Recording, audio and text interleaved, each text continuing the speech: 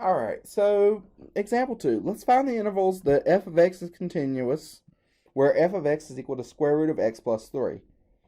So to be continuous, the first piece we want to find is the domain, right? Because we want to find values where it's undefined.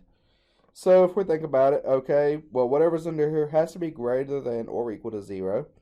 But since we start out with continuity on an open interval, we first have to deal with the open interval. So let's just find x plus 3, whatever's under the radical, greater than 0. So x plus 3 greater than 0 means x is greater than negative 3. So we know it's definitely continuous on the open interval, negative 3 to infinity.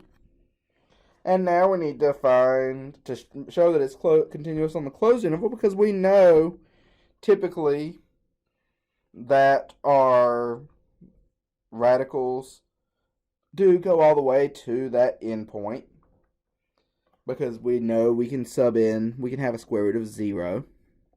So to show that it's continuous on the closed interval, we need to take the limit as x is approaching this endpoint, negative 3, from the right-hand side, because it's a left-hand endpoint, of the square root of x plus 3.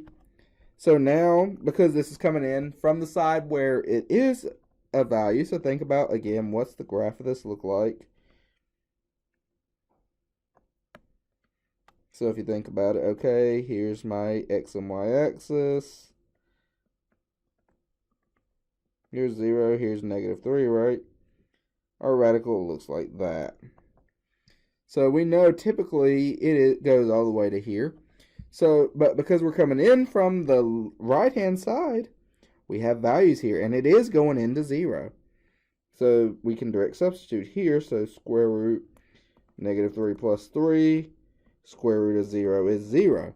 Remember, if this was just the limit as x is approaching negative 3 of this square root of x plus 3, that limit would not exist. But because we're coming in from the right-hand side where we have information, this right-hand sided limit does exist and is equal to 0. So in this case, and what do we know? So what is, so for this to be right continuous here, then we need to know that what is f of negative 3.